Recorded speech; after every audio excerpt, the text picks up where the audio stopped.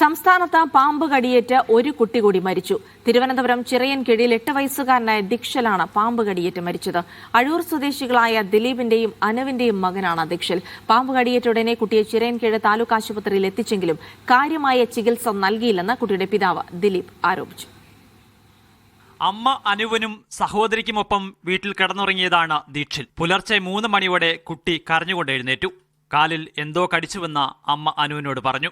ഉടൻ തന്നെ ദീക്ഷിലിനെ ചിറയൻകീഴ് താലൂക്ക് ആശുപത്രിയിൽ എത്തിച്ചു. ഹോസ്പിറ്റലിൽ കൊണ്ടുവരുന്ന സമയത്ത് കുട്ടിയെ ഡോക്ടർ കാര്യമായി പരിശോധിച്ചില്ലെന്ന് കുടുംബം ആരോപിച്ചു. കടിച്ചെന്ന് പറഞ്ഞപ്പോൾ നമുക്കും കറക്റ്റായിട്ട് കടിച്ചെന്താണെന്ന് അറിയാൻ വയ്യാത്തതുകൊണ്ട് അവർ തമാശയ്ക്കാണ് കൊച്ചിൻ്റെ അടുത്ത് മൂങ്ങയാണോ കടിച്ച് കിടന്നാണോ കടിച്ചെന്നൊക്കെ ചോദിക്കേണ്ടത്.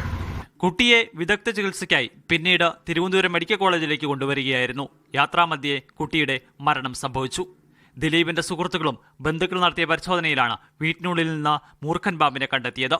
വയലിനോട് ചേർന്നുള്ള പഴയൊരു വീടാണ് മരിച്ച കുട്ടിയുടെ കുടുംബത്തിൻ്റെത്.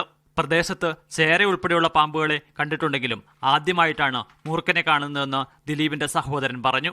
കൊണ്ടുവന്നതിന് ശേഷം അവിടെ നോക്കിയായിരുന്നു, അത് കണ്ടില്ലായിരുന്നു. അത് കഴിഞ്ഞ് ഇപ്പോൾ കുറച്ച് മുമ്പ് നോക്കിയപ്പോഴാണ് മൂർഖനാണെന്ന് കാണുന്നത്. ചിറയൻകീഴ് ശാരദാവിലാസം സ്കൂളിലെ 3ാം ക്ലാസ് വിദ്യാർത്ഥിയാണ് മരിച്ച ദീക്ഷിൽ. അലുമിനിയം ഫാബ്രിക്കേഷൻ ജോലി ചെയ്യുകയാണ് കുട്ടിയുടെ പിതാവ് ദിലീപ്. അമ്മ അനു DTP സെന്ററിലെ ജീവനക്കാരിയാണ്. മീഡിയ 1 തിരുവനന്തപുരം.